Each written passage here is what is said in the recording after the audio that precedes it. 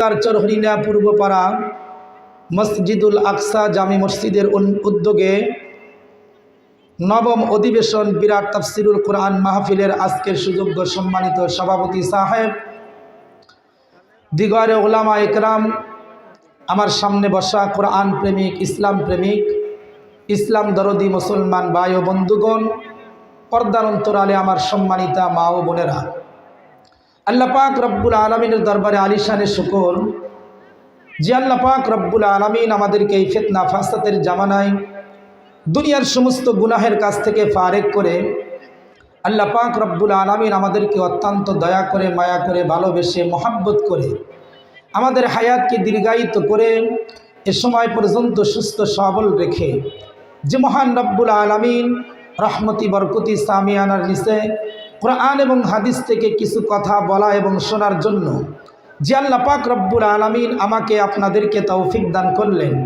সে মহান রব্বুল আলমিনের প্রতি আমরা সকলে দিল থেকে, অন্তরের অন্তরস্থল থেকে ঈমানের আওয়াজকে উঁচু করে সমস্বরে আল্লাহ পাক রব্বুল আলমিনের শুকরিয়া আদায় করি। সকলে বলি আলহামদুলিল্লাহ। শতকরু দরুদ ও সালাম সেই মহাবিশ্ব মানবতার কান্ডারি, মুক্তির দূত, রহমাতুল্লিল আলামিন, সাইয়্যিদুল কাওনাইন, শাফিউল মুজনিবিন, ইমামুল মুরসালিন, খাতামান নবিয়্যিন জনাবে মুহাম্মদুর রাসূলুল্লাহ, সকলে পড়ি সাল্লাল্লাহু আলাইহি ওয়াসাল্লাম। সম্মানিত উপস্থিতি, আমি আপনাদের সামনে পবিত্র কুরআনুল কারীম থেকে একটা আয়াতে কারিমা তেলাওয়াত করেছি। আল্লাহ রাসূলের অসংখ্য হাদিস থেকে একটা হাদিস আপনাদের সামনে পাঠ করেছি। আল্লাহ পাক রব্বুল আলামিন যদি তৌফিক দান করেন, অল্প কিছু সময় তেলাওয়াতকৃত আয়াত এবং পঠিত হাদিসকে সামনে রেখে অত্যন্ত গুরুত্বপূর্ণ কয়েকটি কথা আলোচনা করব। আল্লাহ পাক রব্বুল আলামিন যেন আমাদের সবাইকে কথাগুলি বুঝার এবং আমল করার তৌফিক দান করেন। সকলে বলি আমিন। সম্মানিত উপস্থিতি, আলোচনার শুরুতেই আমি আপনাদেরকে একটা প্রশ্ন করতে চাই। আমরা এখানে যারা উপস্থিত রয়েছি, আমাদের ভিতরে এমন কোনো আল্লাহর বান্দা কি এখানে উপস্থিত রয়েছে যে নিজের বুকে হাত দিয়া বলতে পারবে যে হুজুর, এ পর্যন্ত আমার যতটুকুন হায়াত হয়েছে এ পর্যন্ত আমি একটা গুনাও করি নাই, তথা আমার আমল নামায় কোনো গুনাহ নাই? আছে কি এমন কোনো ব্যক্তি?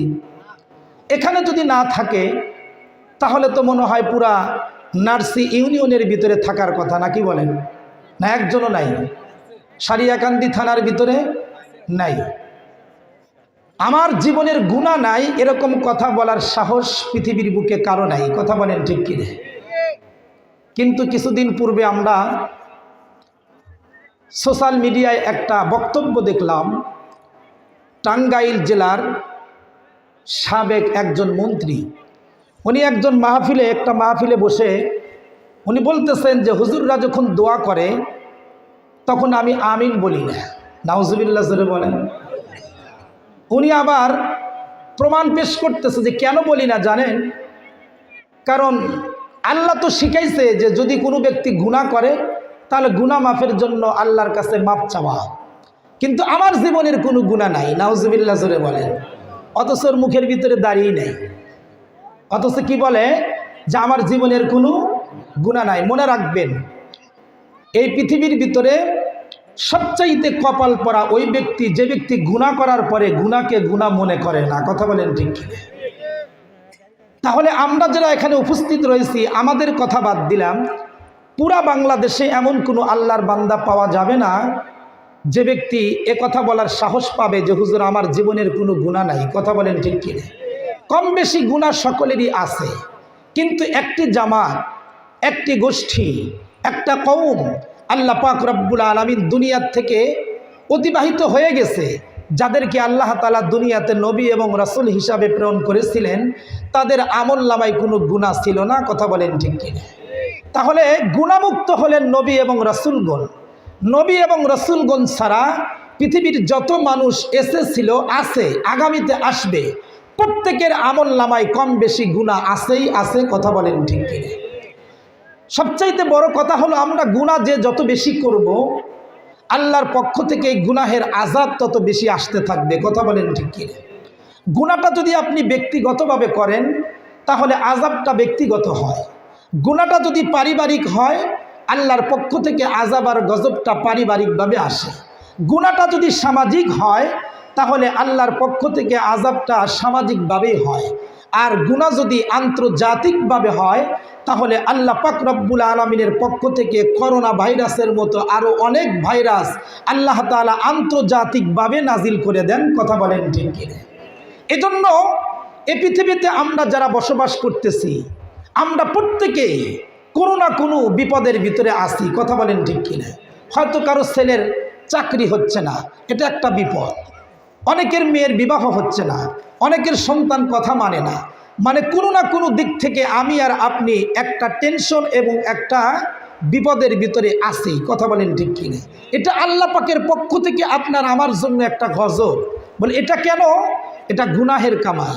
আল্লাহ পাক রব্বুল আলামিন পবিত্র কুরআনুল কারীমের ভিতরে বলেন ওয়ায়াফু আন কাসীর, মানুষ যত বেশি গুনাহ করবে তত বেশি আযাব আর গজব আসমান থেকে জমিনবাসীদের উপরে নাজিল হবে। কথা বলেন ঠিক কিনা?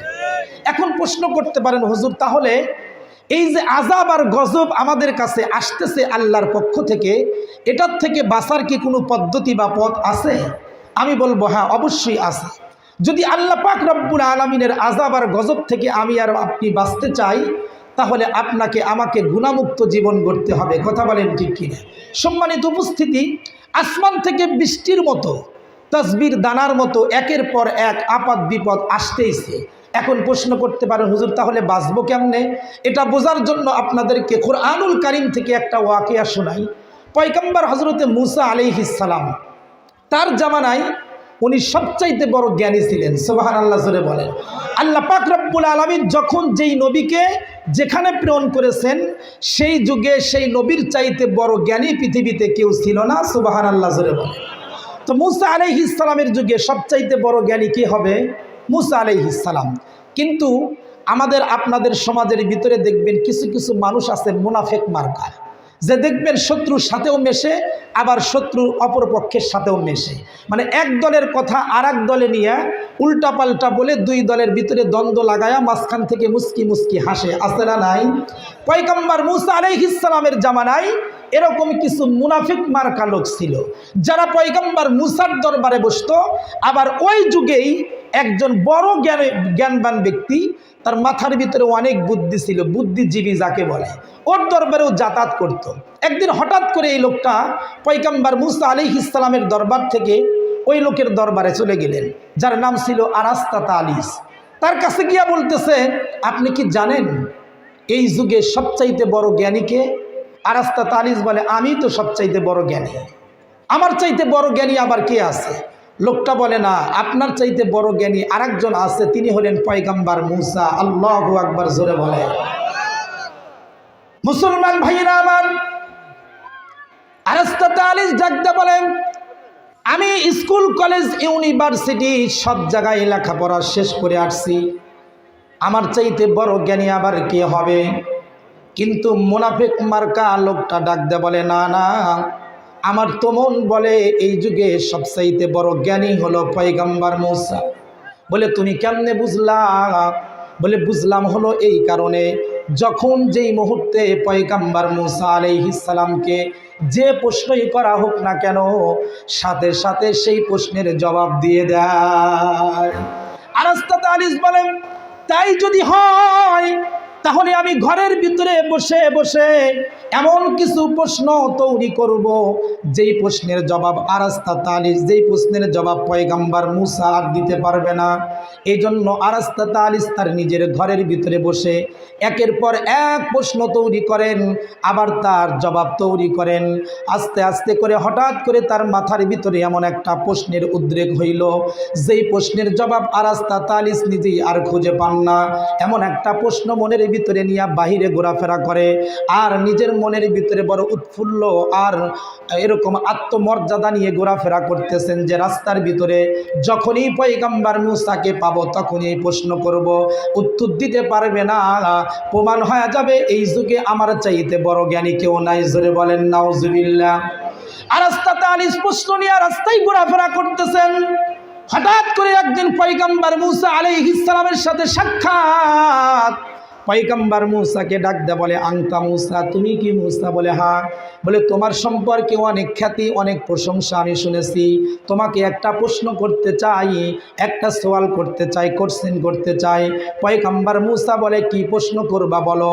আরাস্তাতালিস বলে মূসা, মনে করো পুরা পৃথিবীর জমিনের ভিতরে তুমি একা বসবাস করতেছো, তুমি ছাড়া দ্বিতীয় কোনো ব্যক্তি পৃথিবীর জমিনে নাই, আর আসমান থেকে বৃষ্টির মতো তীর দুনিয়ার জমিনে নিক্ষেপ হইতেছে, কিন্তু তোমাকেই টার্গেট করে তীরগুলো মারা হইতেছে। এখন বলো তো দেখি, এই আসমানের মতো কামান থেকে, বৃষ্টির মতো তীর থেকে তুমি নিজেকে কেমনে সেভ করবা, কেমনে বাঁচাইবা, কেমনে হেফাজত করবা? পয়গম্বর মূসা আলাইহিস সালাম মুস্কি হাসি দিয়া বলে, ও আরাস্তাতালিস, তুমি যেই প্রশ্ন আমাকে করেছো এর জবাব তো একদম সোজা। চিল্লায়া বলেন সুবহানাল্লাহ। আরাস্তাতালিসের মাথা হেট হয়ে গেছে। আরে বলে কি, আমি তো এত চিন্তা ফিকির করে প্রশ্নের জবাব পাইলাম না, আর পয়গম্বর মূসা বলে এই প্রশ্নের জবাব নাকি একদম সোজা। বলে মূসা রে, তাহলে বলে দাও দেখি তোমার প্রশ্নের জবাব কি? পয়গম্বর মূসা আলাইহিস সালাম বলেন, আমি তোমার প্রশ্নের জবাব দিতে পারি, তবে তার আগে আমি তোমাকে একটা প্রশ্ন করতে চাই। এ দুনিয়ার যারা জাগতিক শিক্ষা অর্জন করেছে, স্কুল কলেজ ইউনিভার্সিটিতে পড়ে ডাক্তার, ডক্টর, ইঞ্জিনিয়ার, প্রফেসর হয়েছে, এরা নিজেদেরকে সবচাইতে বড় শিক্ষকতা মনে করে। কথা বলেন ঠিক কিনা? মনে করে আমরাই সবচাইতে বড় জ্ঞানী, আমাদের চাইতে বড় জ্ঞানী আর কে আছে? অথচ আল্লাহর রসুল নিজে বলেন যে এই পৃথিবীর জাগতিক শিক্ষার জ্ঞান যেখান থেকে শেষ হবে, সেখান থেকে কোরআনের এলেম অর্জনকারী আলেমের জ্ঞান শুরু হবে। সুবহানাল্লাহ জোরে বলেন। আর পয়গম্বর মূসা আলাইহিস সালাম তো বড় আলেম, তার চাইতে বড় আলেম ওই সময় পৃথিবীতে কেউ ছিল না। তার সাথে কি আরাস্তাতালিস পারে? কথা বলেন। একটা গল্প আপনাদেরকে শোনাই। একদিন এক মাদ্রাসার ছাত্র রাস্তা দিয়ে যাইতেছে, আর এক কলেজের ছাত্র আসতেছে। কলেজের ছাত্র মাদ্রাসার ছাত্রকে দেখে মনে মনে ভাবতেছে, এই মোল্লারা আবার কি শিখে, একটু পরীক্ষা করে দেখি তো এদের মাথার ভিতরে কোনো বুদ্ধি আছে নাকি। কারণ এরা মাদ্রাসায় পড়ে, আমাদের ধারণা হলো যারা মাদ্রাসায় লেখাপড়া করে এরা আলেম হয়ে মানুষের বাড়ি বাড়িতে দাওয়াত খায়, মরা মানুষের দোয়া করে, আর এগুলো মিলাদ মাহফিল, এছাড়া আর কি। কথা বলেন ঠিক কিনা? অনেকের মনের ভিতরে দান্দা, কিন্তু ইতিহাস প্রমাণ করে দেখা দিয়েছে এই পৃথিবীতে সম্মানী রিজিক আর সম্মানী জীবন যদি কেউ যাপন করে থাকে, তাহলে একমাত্র উলামায়ে কেরামই করে। কথা বলেন ঠিক কিনা? তো মাদ্রাসার ছাত্র আসতেছে, কলেজের ছাত্র এবার প্রশ্ন করে ঠেকানোর জন্য। দেখবেন আমাদের দেশের অনেক মুসল্লি আছে, ইমামদেরকে প্রশ্ন করে হয় ঠেকাবার জন্য, না হলে ঠকাবার জন্য। কথা বলেন ঠিক কিনা? অযথা, কোনো জানার দরকার নাই, এমনিতেই হুজুরকে প্রশ্ন করতেছে, দেখি হুজুর পারে কিনা। হয়তো কোনো মোবাইলে দেখছে, না হলে টেলিভিশনে শুনছে, ওই প্রশ্নের জবাব আরেকজন আলেমের কাছ থেকে জানার পরে এখন নিজের ইমামকে পরীক্ষা করতেছে। কথা বলেন ঠিক কিনা? এরকম উল্টাপাল্টা মুসল্লি বুঝি আপনাদের চর হরিনাই নাই নাকি? বলেন আছে? আল্লাহু আকবার। আল্লাহ এদেরকে হেদায়েত দান করুক, জোরে বলেন আমিন। তো কলেজের ছাত্র মনে করতেছে মাদ্রাসার ছাত্র, এর মাথার ভিতরে আর কি আছে, দেখি একটু প্রশ্ন করি। এবার কলেজের ছাত্র বলে, এই বলো তো দেখি আকাশে কতগুলো তারা আছে? আচ্ছা বলেন তো দেখি, পৃথিবীর কোনো মানুষ জন্মের পর থেকে মৃত্যু পর্যন্ত আকাশের তারকা গণনা করে শেষ করতে পারবে? কলেজের ছাত্র বলে, বলো তো দেখি আকাশে কতগুলো তারা আছে। কাকে প্রশ্ন করতেছে? মাদ্রাসার ছাত্রকে। আচ্ছা বলেন তো দেখি মাদ্রাসার ছাত্র, তাদের মাথার ভিতরে কি বুদ্ধি নাই? মাদ্রাসার ছাত্র বলে, আমি তোমার এই প্রশ্নের জবাব দিতে পারি, তবে তোমাকে একটা প্রশ্ন করতে চাই। বলে কি প্রশ্ন? বলে আমরা যেখানে দাঁড়ায় আছি রাস্তার ভিতরে, এই রাস্তার পাশে একটা পুকুর দেখা যায়, তোমাকে বলতে হবে এই পুকুরের ভিতরে কতগুলো মাছ আছে। এই কলেজের ছাত্র বলে, আরে বোকা, আমি কি পুকুরের পানির ভিতরে ডুব দিয়ে দেখছি নাকি কতগুলো মাছ আছে? মাদ্রাসার ছাত্র বলে, আরে বেটা, তুমি জমিনে বসবাস করে জমিনের খবর বলতে পারো না, আমি আকাশের খবর কেমনে বলবো? কথা বলেন ঠিক কিনা? পয়গম্বর মূসা আলাইহিস সালাম বলেন, আমি তোমাকে এই প্রশ্নের জবাব দিতে চাই, তবে এই প্রশ্নের জবাব দেওয়ার আগে তোমাকে একটা কোশ্চেন করতে চাই। আরাস্তাতালিস বলে, কি প্রশ্ন করবা বলো। পয়গম্বর মূসা আলাইহিস সালাম বলেন, আসমানটা যদি কামান হয় আর সেখান থেকে বৃষ্টির মতো তীর যদি দুনিয়ার জমিনে নিক্ষিপ্ত হয়, পৃথিবীতে কেউ নাই, শুধুমাত্র আমি একা বসবাসকারী। আমি এই তীর থেকে নিজেকে কেমনে বাঁচাইবো, এটাই হলো তোমার প্রশ্ন। তবে আমার প্রশ্ন হলো, বলো তো দেখি, এত বড় আসমানের মতো কামান আর বৃষ্টির মতো তীর যদি দুনিয়ার জমিনে আসে, এগুলো কি এমনি এমনি আসে নাকি একজন নিক্ষেপকারী আছে? আরাস্তা তারিজ বলে, হ্যাঁ এমনি তো আসে না, একজন তো নিক্ষেপ করতেই হবে। পয়গম্বর মুসা বলেন, আসমানের মতোই এত বড় বিশাল কামান আর বৃষ্টির মতো তীর যদি দুনিয়ার জমিনে আসে, এটা পৃথিবীর কোনো মানুষ নিক্ষেপ করতে পারে না, একমাত্র করতে পারেন তোমার আমার স্রষ্টা। নাম কি? জোরে বলেন আল্লাহ। সেই আল্লাহ একমাত্র পারেন। তবে আরাস্তা তালিস, তুমি শুনে রাখো, তুমি যদি দৌড় দিয়া গিয়া আল্লাহর পাশে দাঁড়াইতে পারো, তাহলে একটা তীর তোমার শরীরের ভিতরে লাগবে না। জোরে বলেন সুবহানাল্লাহ। এখন প্রশ্ন করতে পারেন, হুজুর এই যে আসমান থেকে বৃষ্টির মতো আযাব আর গজবের তীর দুনিয়ার জমিনে আসতেছে, তাহলে এর থেকে নিজেকে কেমনে সেভ করব, কেমনে বাঁচাইব? আমি আপনাকে বলবো, আপনি যদি দৌড় দিয়া আল্লাহর কাছে দাঁড়াইতে পারেন, তাহলে পৃথিবীর যত আযাব আর গজব আসুক না কেন, একটা আযাব গজবও আপনাকে স্পর্শ করতে পারবে না। এখন বলতে পারেন, হুজুর তাহলে কেমনে আল্লাহর কাছে দাঁড়াবো? আল্লাহরা কি কোনো বাজার ঘাটে পাওয়া যায়? মসজিদের ভিতরে গেলে কি আল্লাহরে পাওয়া যায়? মাদ্রাসার ভিতরে গেলে কি আল্লাহরে পাওয়া যায়? আমি বলবো দোস্ত, না না। কোনো ব্যক্তি যদি পৃথিবীর জমিনে দুইটা কাজ করে, তাহলে ওই ব্যক্তি সদা সর্বদা যেখানেই থাকুক না কেন 24টা ঘন্টা প্রত্যেকটা মুহূর্তে আল্লাহর হেফাজতেই থাকে। জোরে বলেন সুবহানাল্লাহ। প্রশ্ন করতে পারেন, হুজুর সেই দুইটা কাজ কি কি একটু বলে দেন, তাহলে আজ থেকে দুইটা কাজ করব, আল্লাহর পাশেই থাকব, কোনো আযাব আর গজব আমাদেরকে স্পর্শ করতে পারবে না। এই দুইটা কাজ একদম সোজা। আল্লাহর পয়গম্বর বলেন, কোন মুসলমান যদি দুইটা কাজ করতে পারে, আল্লাহ পাক রব্বুল আলামিনের হেফাজতের নিরাপত্তার গণ্ডির ভিতরে সে চলে যায়। 1 নাম্বার হলো নেকির কাজ করা, 2 নাম্বার হলো সকল গুনাহের কাজ ছেড়ে দেওয়া। সুবহানাল্লাহ বলেন। বলতে পারেন, হুজুর কোনটা আগে করব, নেকির কাজ আগে করব নাকি গুনার কাজ আগে ছাড়ব? এটা বলা বোঝার জন্য আমি আপনাদেরকে একটা মিসাল দেই। এই যে আপনাদের এলাকার পাশে একটা নদী আছে, বাঙালি নদী আছে না নাই?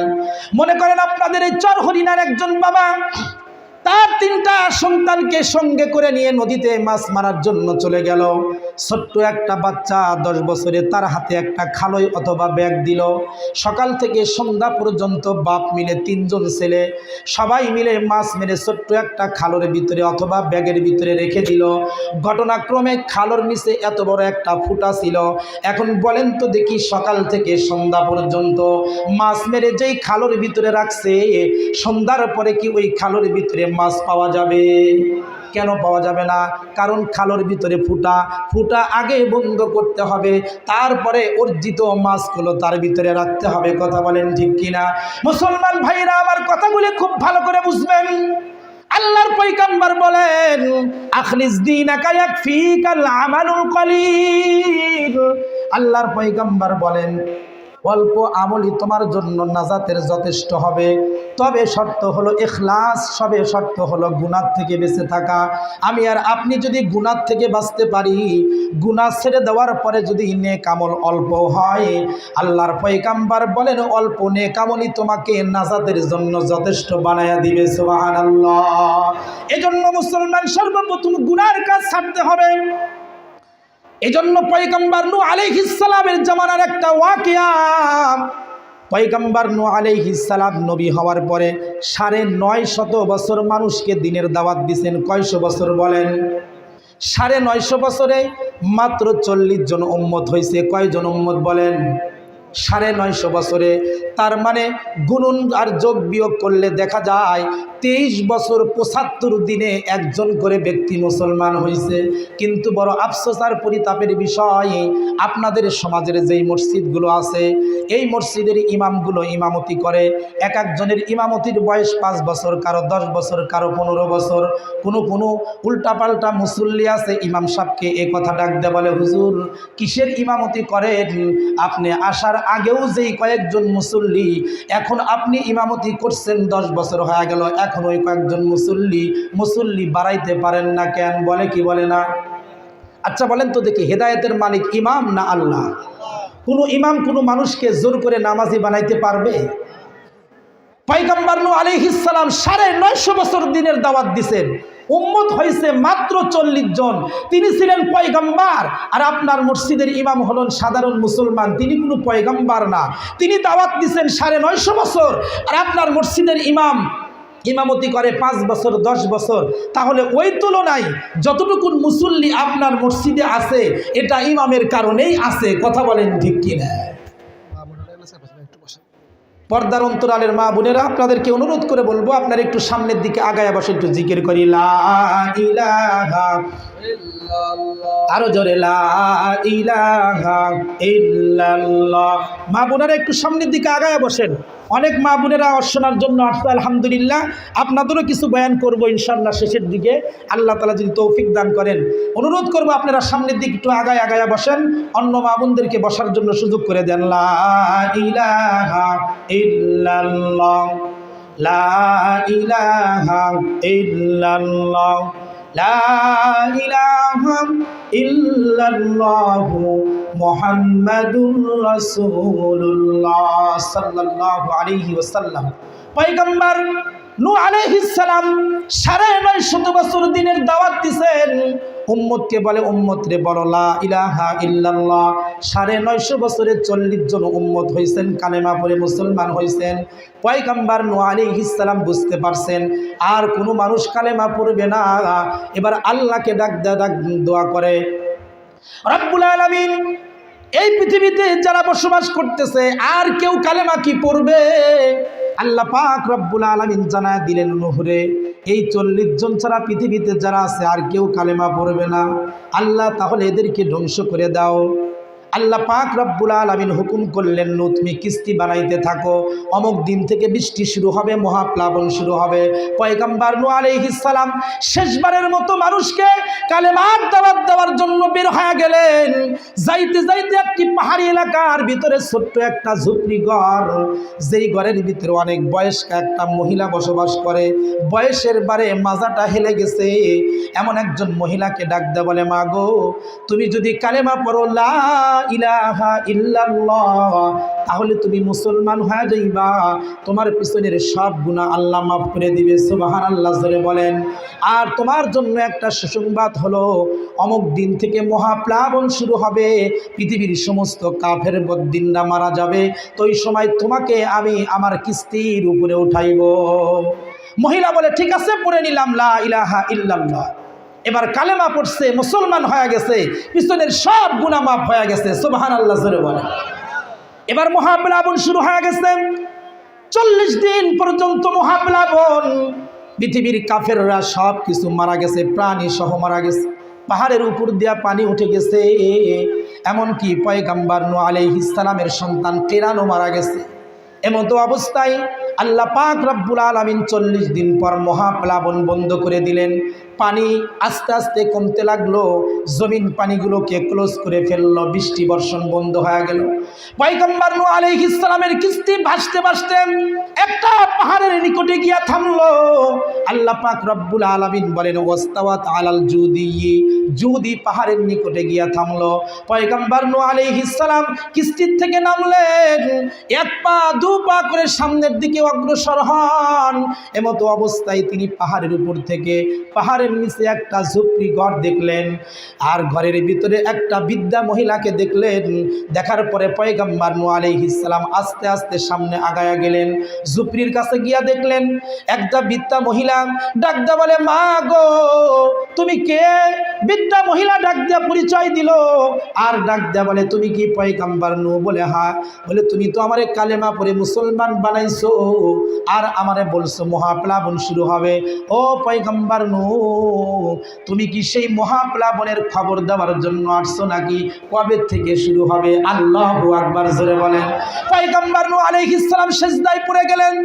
ডাক দেয়া বলে, রব্বুল আলামিন, মহাপ্লাবন হয়ে গেল, পৃথিবীর সব কিছু ধ্বংস হয়ে গেল, কিন্তু এত গভীর পানির ভিতরে একজন মহিলা আর ঝুপড়ি ঘরকে আপনি অক্ষত অবস্থায় রাখলেন, কারণটা কি, কেমনে রাখলেন? আল্লাহ পাক রব্বুল আলামিন পয়গম্বর নূহ আলাইহিস সালামকে ডাক দিয়ে বলে, নূহ, তুমি তো তাকে কালেমার দাওয়াত দিছো, সে কালেমা পড়ছে, জীবনের গুনাহ মাফ হয়ে গেছে। একজন নিষ্পাপ মহিলা, মহাপ্লাবন শুরু হয়ে গেছে, তুমি তাকে তোমার কিস্তির উপর উঠাও নাই, কিন্তু আমি আল্লাহ তারে বলি নাই। মহাপ্লাবন হয়ে গেছে, পৃথিবীর সব কিছু ধ্বংস হয়ে গেছে, কিন্তু আমি আল্লাহ কালেমাওয়ালা বিদ্যা মহিলাকে পানির নিচে তাকে অক্ষত অবস্থায় জীবিত রাখছি। সুবহানাল্লাহ। এজন্য মুসলমান বলতেছিলাম, আপনি যদি আল্লাহর নিকটে দাঁড়াইতে চান, আল্লাহর আযাব গজব থেকে যদি নিরাপত্তায় থাকতে চান, তাহলে আপনাকে দুইটা কাজ করতে হবে। একটা নেক আমল, 2 নাম্বার গুনার কাজ ছেড়ে দেওয়া। প্রথম নাম্বার কাজটাই হলো গুনার কাজ ছেড়ে দেওয়া। কথা বলেন ঠিক কিনা? প্রশ্ন করতে পারেন, হুজুর কোন কোন গুনার কাজ ছাড়বো, একটু লিস্টটা আমাদেরকে বলে দেন। আমি বলবো, পৃথিবীর মানুষ যত গুনাহ করে প্রত্যেকটা গুনাহ হলো 2 প্রকার, হয় কবিরা গুনাহ, না হয় সগীরা গুনাহ। কথা বলেন ঠিক কিনা? আল্লাহর পয়গম্বর বলেন, আল্লাহ পাক রব্বুল আলামিন কোরআনে হাকিমের ভিতরে বলেন, তানিবু কাবাইরা মা তুনহাউনা আনহু নুকাফির আনকুম সাইয়্যাতিকুম ওয়া নুদখিলুকুম মুদখালান কারীমা। আল্লাহ পাক রব্বুল আলামিন বলেন, পৃথিবীর কোনো মানুষ যদি দিনের ভিতরে লক্ষ লক্ষ সগীরা গুনাহ করে আর মাত্র 2 থেকে 3টা কবিরা গুনাহ করে, আল্লাহ বলেন এই 3টা কবিরা গুনাহ থেকে যদি নিজেকে বাঁচাইতে পারে, সারা দিনে যত সগীরা গুনাহ করবে আমি আল্লাহ তাআলা তার সগীরা গুনাহগুলো এমনিতেই মাফ করে দিব। সুবহানাল্লাহ বলেন। আপনার জীবনের শত শত হাজার হাজার লক্ষ লক্ষ সগীরা গুনাহ এমনিতেই মাফ হয়ে যাবে। শর্ত হলো আপনি যদি কবিরা গুনাহ থেকে সেফ থাকতে পারেন। সুবহানাল্লাহ জোরে বলেন। প্রশ্ন করতে পারেন, হুজুর আজ থেকে কবিরা গুনাহ আর করব না, তবে কবিরা গুনাহ কি কি একটু বলে দেন। আমি সবগুলো কবিরা গুনাহের কথা আপনাদের সামনে বলতে পারবো না, তবে আল্লাহর পয়গম্বর হাদিস শরীফের ভিতরে 3টা কবিরা গুনাহের কথা বলছেন। আল্লাহর পয়গম্বর এক সময় মসজিদের দেওয়ালের সাথে হেলান দিয়েছিলেন, সাহাবীরা সামনে বসা ছিল। হঠাৎ করে দেওয়ালের থেকে ট্যাগটা ছেড়ে দিয়ে আল্লাহর পয়গম্বর বসে গেলেন। এরপরে সাহাবীদেরকে ডাক দিয়ে বললেন, সাহাবীরা 3টা গুনাহ এমন আছে, যেই 3টা গুনাহ যদি কোনো ব্যক্তি ছেড়ে দেয় তাহলে পৃথিবীর সব গুনাহ থেকে সে বাঁচতে পারে। সুবহানাল্লাহ জোরে বলেন। সাহাবীরা প্রশ্ন করলো, ইয়া রাসূলুল্লাহ 3টা গুনাহ কি কি একটু বলে দেন।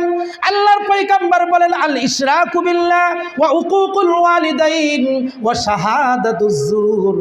আল্লাহর পয়গম্বর বলেন, প্রথম নাম্বার গুনাহ হলো আল ইশরাকু বিল্লাহ, আল্লাহ পাক রব্বুল আলামিনের সাথে কাউকে শরীক করা। নাউযুবিল্লাহ জোরে বলেন।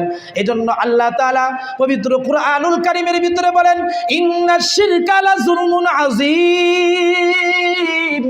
আল্লাহ পাক রব্বুল আলামিন বলেন, পৃথিবীর জমিনে যত গুনাহ মানুষ করে তার ভিতরে সবচাইতে জঘন্য, সবচাইতে বড় গুনাহ আমার প্রতি যেটা জুলুম সেটা হলো শিরক গুনাহ। নাউযুবিল্লাহ। আমরা তো কথায় কথায় শিরক গুনাহ করে ফেলি। আল্লাহ পাক রব্বুল আলামিন বলেন, বান্দা এই শিরক গুনার মতো কবিরা গুনাহ থেকে তুমি বেঁচে থাকো, অন্য সগীরা গুনাহগুলো এমনিতেই মাফ করে দেব। সুবহানাল্লাহ জোরে বলেন। আমরা কথায় কথায় শিরক করি কিভাবে? দেখবেন অনেক মানুষ অসুস্থ হয়ে পড়ে, অনেক ডাক্তার, কবিরাজ, দরগা, দুর্গা সব জায়গায় চিকিৎসা করছে, কিন্তু ভালো হয় নাই। শেষ পর্যন্ত কাছের একজন বন্ধু পরামর্শ দিছে, দোস্ত বগুড়া পপুলার হসপিটালে চলে যাও, ভালো একটা ডাক্তার আছে, ওখানে যদি দেখাইতে পারো তাহলে আল্লাহ পাক সুস্থ করতে পারে। এখন বন্ধুর পরামর্শ নিয়ে বগুড়া পপুলার হসপিটালে চলে গেল। সেখানে গিয়া ভালো একজন ডাক্তারকে দেখাইলো। দেখানোর পরে চেক আপ করার পরে মাত্র 2 টাকা দামের একটা ট্যাবলেট লিখছে। এখন এই ট্যাবলেটটা 15 দিন খাওয়ার পরে লোকটা সুস্থ হয়ে গেছে। এখন বলে কি, এই বগুড়া পপুলার হসপিটাল যদি না থাকতো আর এখানে ওই ডাক্তারটা যদি না থাকতো, নির্ঘাত আমার মৃত্যু হইতো। নাউযুবিল্লাহ জোরে বলেন। আচ্ছা বলেন তো দেখি, অসুস্থতার থেকে সুস্থতা দান করার মালিক কে? ওরে ডাক্তারটা মিলাইয়া দিছে কে? ওর তো বলা দরকার ছিল যে আল্লাহ তাআলা আমার জন্য সুন্দর একটা ডাক্তারের ব্যবস্থা করে দিয়েছে, ডাক্তার হলো উসিলা, আল্লাহ আমাকে সুস্থতা দান করছেন। কথা বলেন ঠিক কিনা? কিন্তু আল্লাহ পাকের গুণটা ও ডাক্তারের ভিতরে দিয়া শিরক গুনাহ করছে। আল্লাহ পাক রব্বুল আলামিন বলেন এই গুনাহ কঠিন কিয়ামতের ময়দানেও আমি ক্ষমা করব না। জোরে বলেন নাউজুবিল্লাহ। সবচাইতে বড় কথা হলো যারা শিরিক গুনাহ করে এদের ইবাদত বন্দেগী আল্লাহ কবুল করেন না। নাউজুবিল্লাহ জোরে বলেন। এজন্য হাদিস শরীফের ভিতরে আসছে শবে কদর, শবে বরাত, সবচাইতে পবিত্র রাত্রি, যেই রাত্রিতে আল্লাহ পাক রব্বুল আলামিন প্রথম আসমানে নেমে আসে। সুবহানাল্লাহ জোরে বলেন। আর গুনাহগার বান্দাদেরকে ডাকতে থাকে আলা মিন মুস্তাগফিরিন ফাগফির আলা।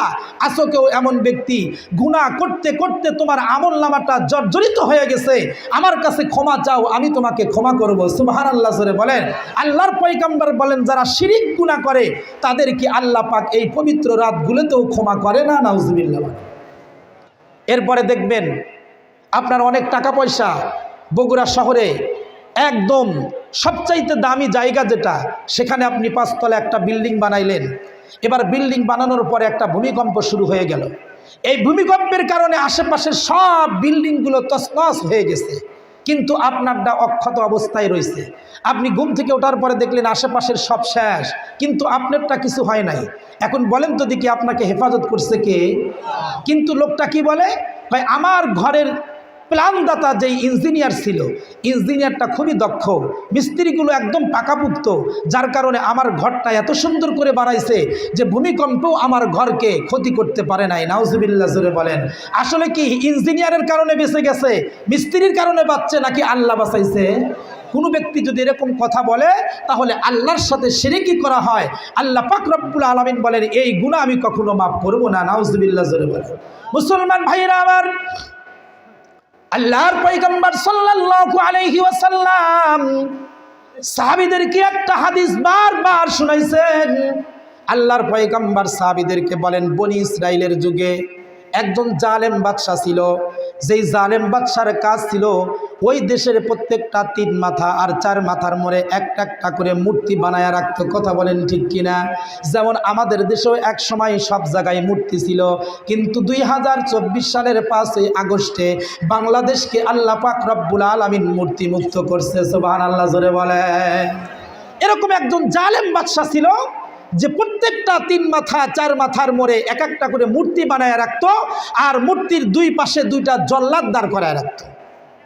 ওই রাস্তা দিয়ে যে ব্যক্তি যাইতো তাকেই বলতো তুমি মূর্তির নামে কিছু দান করে যাও, যদি কিছু দান না করো তাহলে কমাস কম মূর্তির নাকের উপরে কিছু মাছি বসা আছে, একটা মাছি তুমি টোকা দিয়া মেরে যাও তাহলে তোমাকে নিরাপদে যাইতে দেব, আর যদি এতটুকুনো না করতে পারো তাহলে তোমাকে কতল করে দিব। এমতো অবস্থায় ওই রাস্তা দিয়ে একজন কালেমাওয়ালার আগমন। আল্লাহর বান্দা মাথার ভিতরে পাগড়ি, হাতের ভিতরে তসবিহ, আল্লাহর নামের জিকির করতে করতে আসতেছে।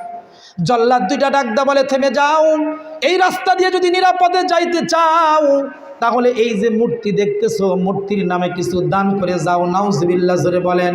আচ্ছা বলেন তো দেখি কোনো মাজারে, কোনো বাজারে কোনো মূর্তির নামে দান করা কি জায়েজ আছে? জোরে বলেন জায়েজ আছে? আপনাদের এলাকায় কোনো মানুষ কি মাজারে পূজা করে? মাজারে কি যায়? টাকা পয়সা দেয়? মহাস্থানে যান না আপনারা? মনে রাখবেন শয়তান 6000 বছর ইবাদত করছে, এরপরে আল্লাহ পাক রব্বুল আলামিনের একটা হুকুম না মানার কারণে সমস্ত ইবাদত বন্দেগী নষ্ট হয়ে সে শয়তান হয়েছে। নাউজুবিল্লাহ জোরে বলেন। শয়তান যখন আল্লাহর কাছ থেকে বিতাড়িত হলো তখন শয়তান আল্লাহকে ডাক দিয়ে বলে আল্লাহ আমাকে তো আপনি শয়তান বানাইলেন, তবে আপনার কাছে 3টা জিনিস আমি চাই। কয়টা জিনিস চাই বলেন?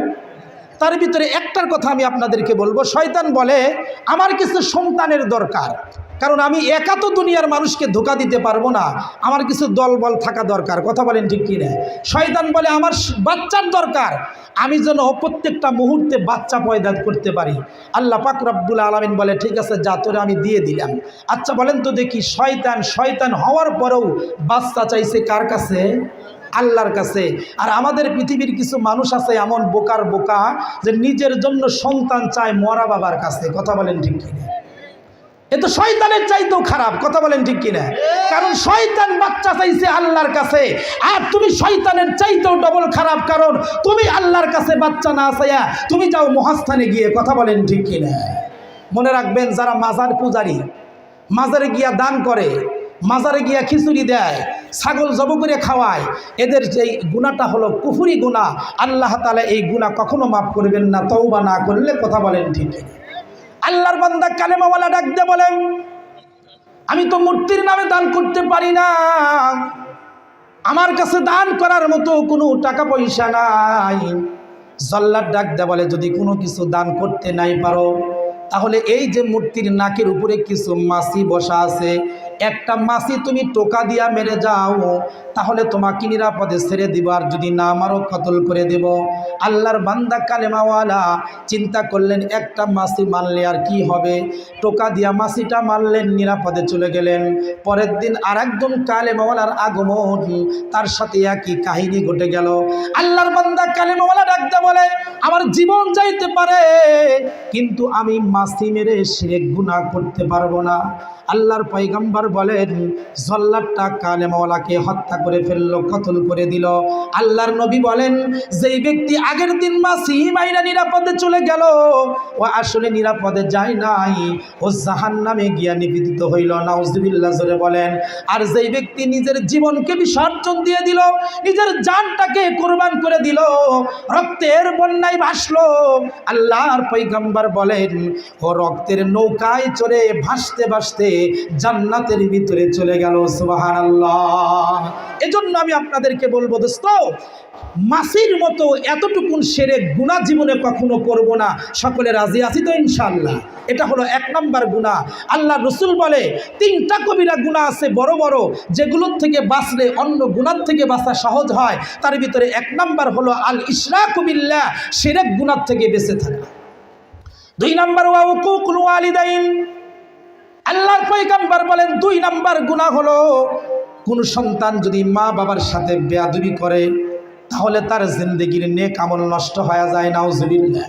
এই গুনাহ কখনো করবা না, এই গুনাহ থেকে বেঁচে থাকো। আল্লাহর পয়গম্বর বলেন, সন্তান যদি মা বাবাকে রাজি আর খুশি রাখতে পারে, আল্লাহ পাক রব্বুল আলামিন ওই সন্তানের উপর রাজি আর খুশি থাকে। সুবহানাল্লাহ জোরে বলেন।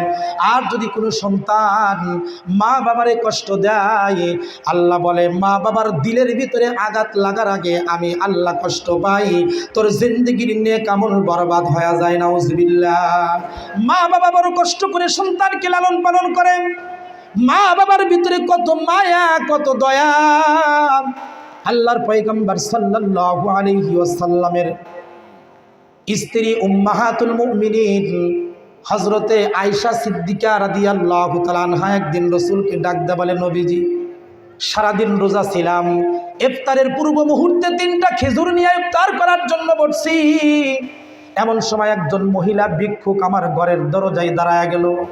ডাক দেয়া বলে, আল্লাহর হস্তে কিছু দেন, আমার সন্তানগুলো 3 দিন হয় অনাহারে কিছু খায় না, সন্তানগুলো ক্ষুধার যন্ত্রণায় কান্নাকাটি করতেছে। আল্লাহর পয়গম্বর বলেন, আয়েশা সিদ্দিকা বলে, নবীজি, আমার কাছে ইফতারের জন্য 3টা খেজুর ছিল, সেখান থেকে 2টা খেজুর আমি সাইল রে দিয়ে দিলাম, ভিক্ষুক রে দিয়ে দিলাম, কিন্তু আমি ঘরের দরজায় দাঁড়ায় তাকায়া দেখলাম এই মহিলা ভিক্ষুকটা 2টা খেজুর খাইল না, নিজের খেজুরের ভিতর থেকে বিচিগুলো আটিগুলো আলাদা করে একটা গাছের নিচে তার কলিজার টুকরা 2টা সন্তান বসা ছিল, 2টা সন্তানের মুখের ভিতরে 2টা খেজুর উঠাইয়া দিল। সুবহানাল্লাহ জোরে বলে।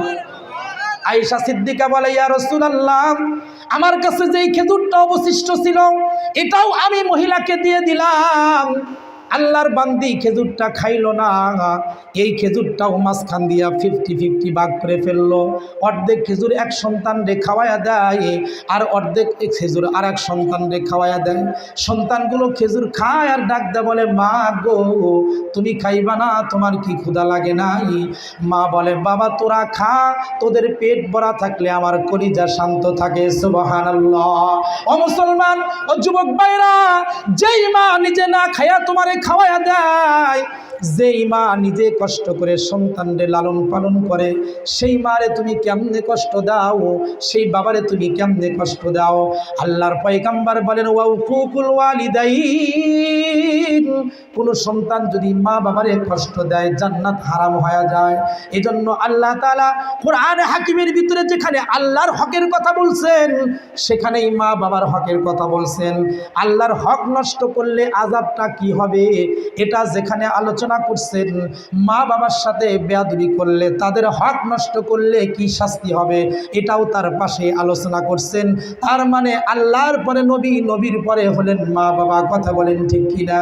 মা বাবার সাথে যদি কোনো সন্তান সৎ আচরণ করতে পারে, আল্লাহ পাক রব্বুল আলামিন জান্নাত ওয়াজিব করে দেয়। সুবহানাল্লাহ জোরে বলেন।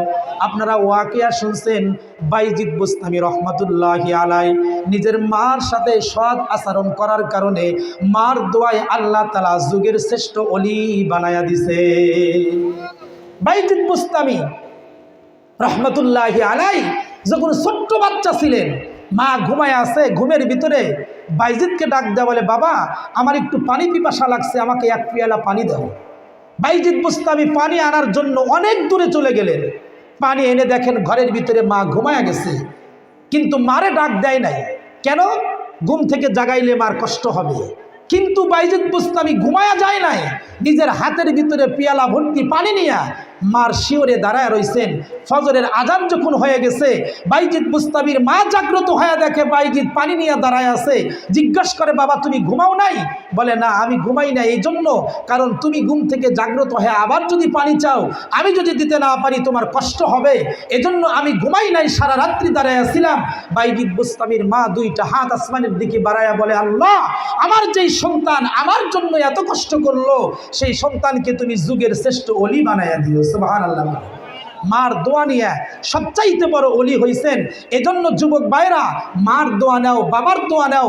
আল্লাহ পাক দুনিয়াতে তোমাকে কোনো জায়গায় ঠেকাবেন না, কিন্তু মা বাবাকে অসন্তুষ্ট করে পৃথিবীর যত বড় টাকা পয়সাওয়ালা তুমি হও না কেন, তোমার জীবনে শান্তি মিলবে না। কথা বলেন ঠিক কিনা? যেমন বাইজিদ বুস্তামির যুগেই একজন ওলির ওয়াকে আসছে, মার সাথে বেয়াদবি করার কারণে ওলি হওয়ার পরও বেশ্যার সাথে সাক্ষাৎ করায় দিছে। নাউজুবিল্লাহ। নাম ছিল জুরাইস, বিশাল বড় আল্লাহর ওলি। ইবাদত করতে করতে নির্জনে নিরালা ইবাদত করার জন্য জঙ্গলকে বেছে নিছিলেন। জঙ্গলের ভিতরে ছোট্ট একটা ঘর উঠাইয়া সেখানে আল্লাহর ইবাদত করতেন। সুবহানাল্লাহ। জুরাইস একদিন রাতের গভীরে আল্লাহু আকবার বলে নামাজের নিয়ত করলেন।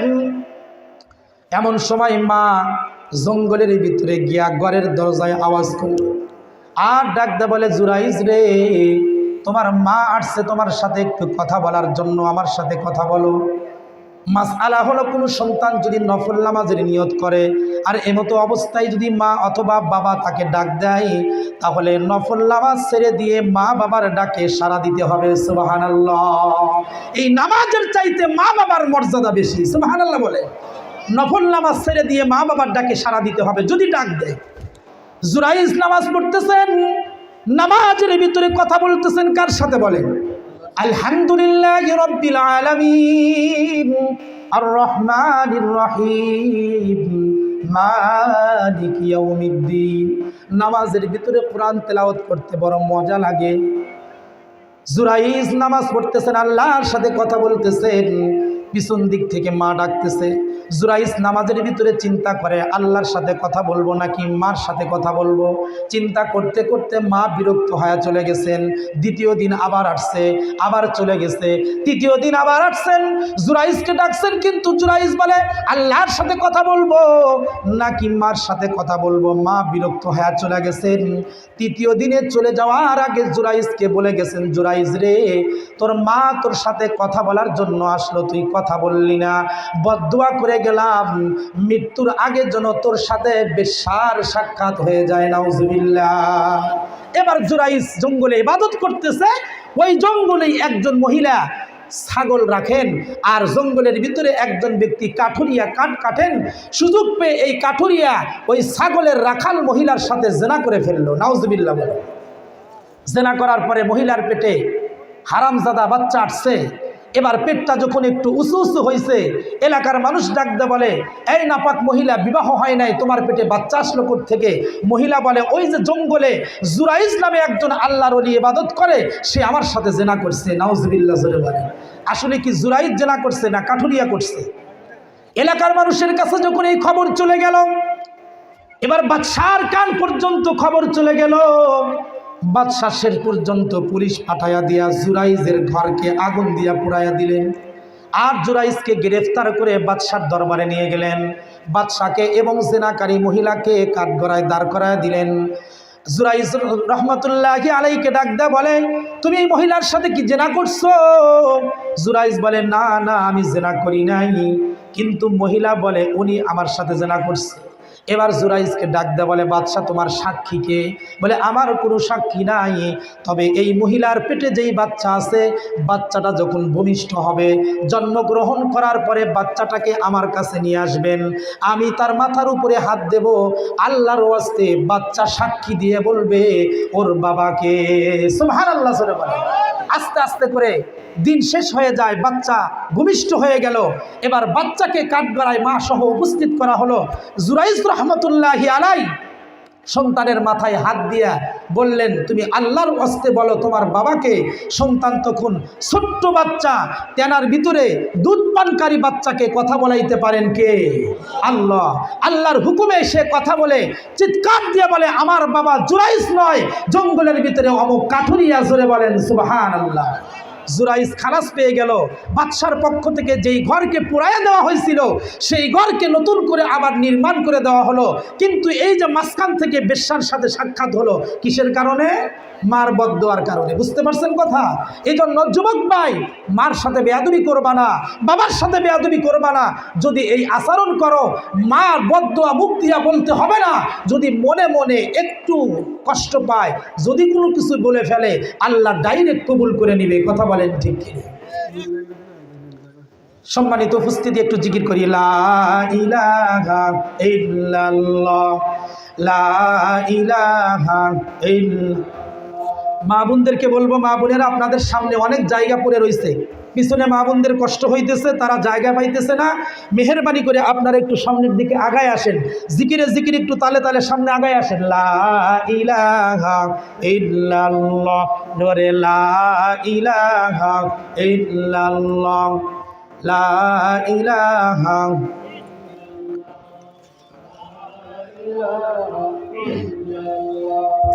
লা ইলাহা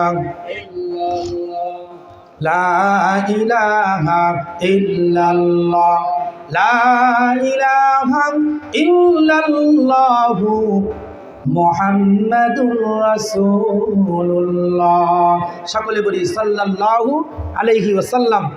সম্মানিত উপস্থিতি, তাহলে আমরা এই আলোচনা দিয়ে বুঝলাম যে মা বাবার সাথে বেয়াদবি করা যাবে না, কারণ মা বাবা হলো মক্কা মদিনা। কথা বলেন ঠিক কিনা? হাদিস শরীফের ভিতরে আল্লাহ রাসূল বলেন, কোনো সন্তান যদি মা বাবার চেহারার দিকে মুহাব্বতের দৃষ্টিতে তাকায়, সাথে সাথে কবুল হজের সব আমলনামায় লিখে দেয়। সুবহানাল্লাহ।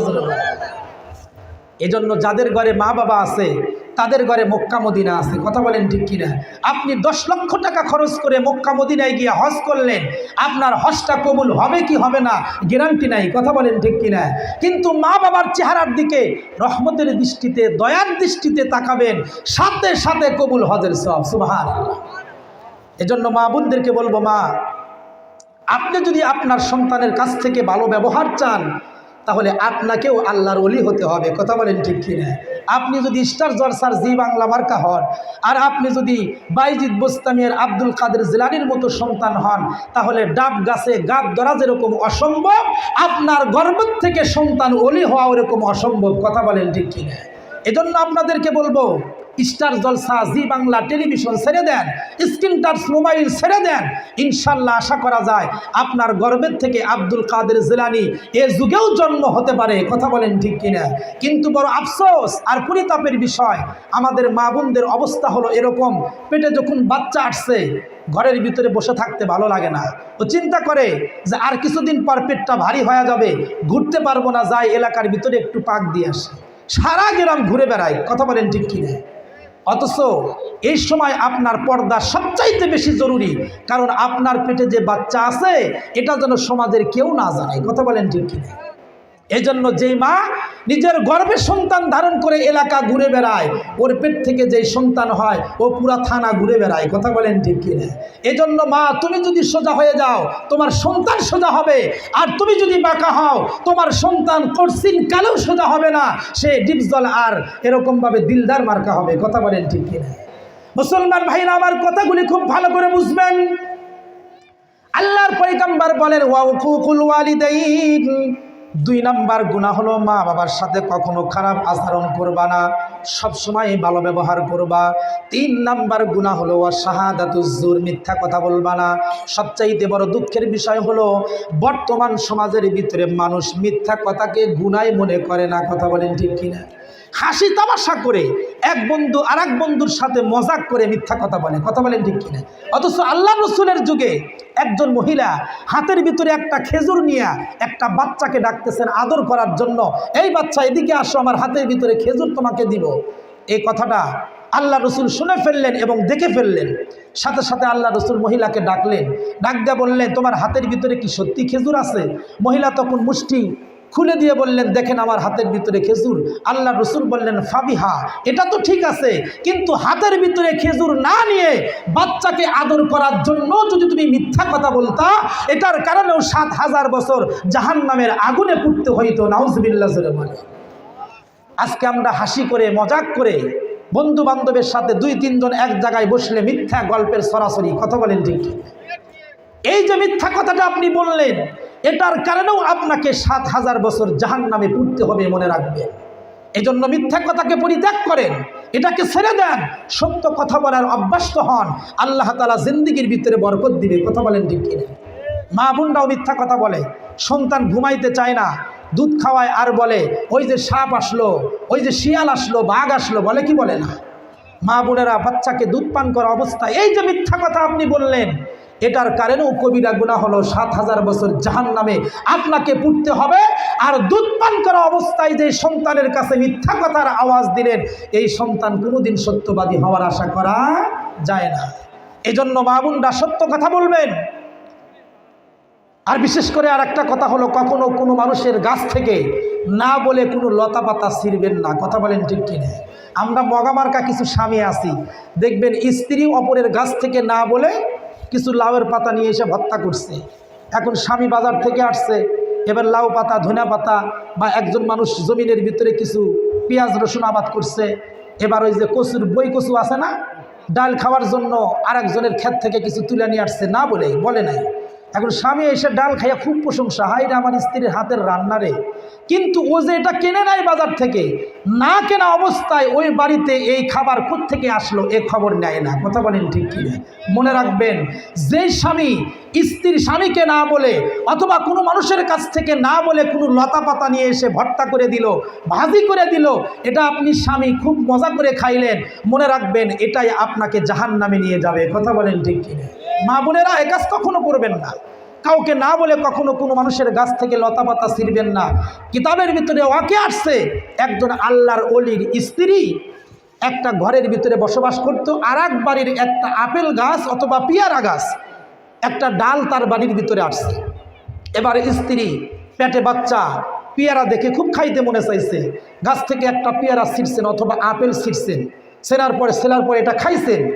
এবার বাচ্চা যখন জন্ম হয়েছে, ও যখন একটু হাঁটা শুরু করছে বা বোঝা শুরু করছে, তখন ওই গাছ থেকে একটা ফল চুরি করে খাইছে। এটা আবার বাচ্চার বাবা দেখে ফেলছে। এবার বাচ্চার বাবা বাচ্চাকে বকা দেয় নাই, মাকে গিয়া ধরছে, তুমি এই সন্তান পেটে ধারণ করা অবস্থায় ওই গাছের ফল কি তুমি চুরি করে খাইছিলে বা না করে বলে খাইছিলা? স্ত্রী বলে হ্যাঁ, আমার পেটে যখন বাচ্চা ছিল তখন ওই গাছের একটা ফল আমি ছিঁড়ে খাইছিলাম, গাছওয়ালাকে বলি নাই। বাবা তখন ডাক দিয়ে বলে, এজন্যই তোমার পেট থেকে যে সন্তান হয়েছে ও ওই গাছ থেকে একটা ফল চুরি করে খাইছে, বলে নাই। কথা বলেন ঠিক কিনা? এজন্য মা, আপনি যদি পর্দাশীল হন আপনার সন্তান পর্দাশীল হবে, আপনি যদি নামাজি হন আপনার সন্তান নামাজি হবে, আপনি যদি দিনদার হন আপনার সন্তান দিনদার হবে, আর আপনি যদি বদকার হন আপনার সন্তানও বদকার হবে। কথা বলেন ঠিক কিনা? বলতেছিলাম আল্লাহর পয়গম্বর বলেন, জিন্দেগিতে কোনোদিন মিথ্যা কথা বলবা না, কারণ আল কিসবু উম্মুল খতিয়া। আল্লাহ রাসূল বলেন মিথ্যা কথা হলো সকল গুনাহের মা। নাউজুবিল্লাহ বলেন। যে ব্যক্তি মিথ্যা কথা বলে সে সব গুনাহ করতে পারে, আর যে মিথ্যা কথা বলে না সে সব গুনাহ থেকে বিরত থাকতে পারে। সুবহানাল্লাহ জোরে বলেন। আপনি দোকানদার, দোকানে দোকানদারি করতেছেন, একটা জিনিস 5 টাকা দিয়ে কিনা আছে, আপনি বলতেছেন খোদার কসম খেয়ে বলি এটা 10 টাকা কিনা পড়ছে। নাউজুবিল্লাহ বলে। আপনি 5 টাকা বেশি লাভ করার জন্য এই যে মিথ্যা কথাটা বললেন, এটার কারণে 7000 বছর যে জাহান্নামের আগুনে পুড়তে হবে, এই হিসাব কি কখনো করছেন? আল্লাহ তাআলা আমাদেরকে হেদায়েত দান করুক, বুঝার তৌফিক দান করে, বলেন আমিন।